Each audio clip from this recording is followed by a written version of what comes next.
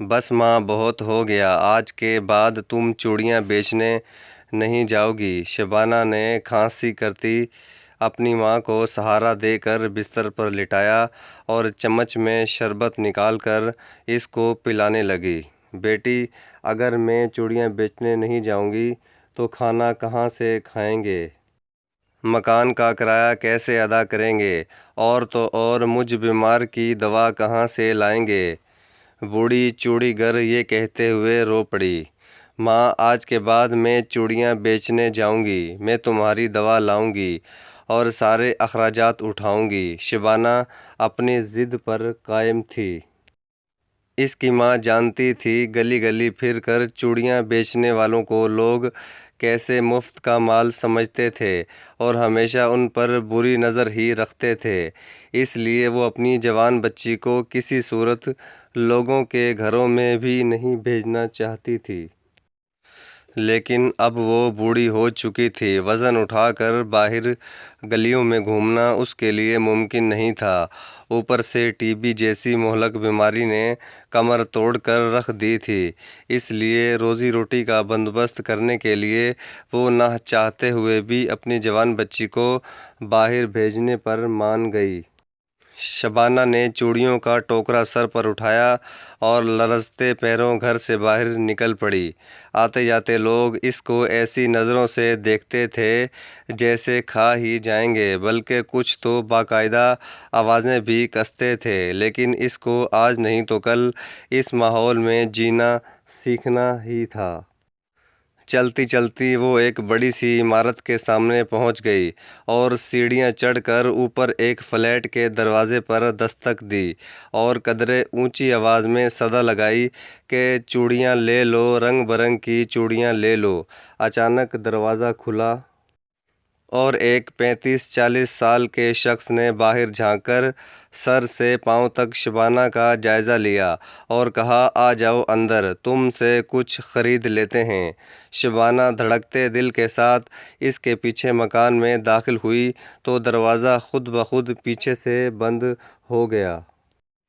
یہاں بیٹھ جاؤ اور مجھے دکھاؤ کہ میرے کام کی کون سی چیز تمہارے پاس موجود ہے۔ کمرے میں آ کر اس آدمی نے صوفے کی طرف اشارہ کر کے کہا، جی آپ کے گھر خواتین نہیں ہیں کیا؟ میں تو صرف چوڑیاں بیچتی ہوں۔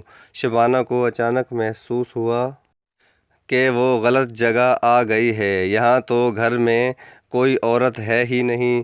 وہ جلدی سے اٹھی اور چوڑیوں کا ٹوکرا اٹھا کر باہر کی طرف لپکی۔ ٹھیک اسی وقت اس آدمی نے شبانہ کا بازو پکڑ کر کھینچا تو چوڑیوں سے بھرا ٹوکرا پکے فرش پر آ گرا۔ ایک بار شور گونجا اور پھر مکمل خاموشی چھا گئی۔ شاید ہی کوئی چوڑی سلامت بچی ہو۔ وہ بے جان سی ہو کر صوفے پر بیٹھ گئی، اس کا جسم پریشانی اور خوف سے کانپ رہا تھا۔ یہی چوڑیاں اس کی کل آمدن کا واحد ذریعہ تھیں جو اب فرش پر بکھری پڑی تھی۔ وہ ماں کو کیا جواب دے گی؟ گھر کا کرایہ، کھانا اور ماں کی دوا کہاں سے لائے گی؟ وہ دونوں ہاتھوں میں منہ چھپا کر رونے لگ پڑی۔ وہ آدمی اس کے پاس آیا اور کہنے لگا کہ اس میں رونے کی کیا بات ہے، یہ لو تمہارے نقصان کے پیسے۔ اس نے 5-6 بڑے بڑے نوٹ بٹوے سے نکال کر شبانہ کی طرف بڑھائے۔ شبانہ حیرانی سے ان پیسوں کو دیکھ رہی تھی۔ اتنے پیسوں میں تو چوڑیوں کے 10 ٹوکرے آ جائیں گے۔ وہ آہستہ سے بڑبڑائی، ہاں رکھ لو، یہ لو اور لے لو۔ لیکن اتنے پیسوں میں کیا کروں گی؟ اس نے حیرانی سے پوچھا۔ جو مرضی کرنا، یہ اب تمہارے ہیں۔ اس آدمی نے شبانہ کی کمر میں ہاتھ ڈال کر کہا، اور سنو، جب بھی یہاں آؤ گی تم کو اسی طرح کے نوٹ دیا کروں گا، بس تم آتی رہنا۔ اتنے نوٹوں سے شبانہ اپنی بہت سی خواہشات پوری کر سکتی تھی۔ اس نے تھوڑا دیر اس آدمی کی گرفت میں احتجاج کیا، پھر خود کو اس کے حوالے کر دیا۔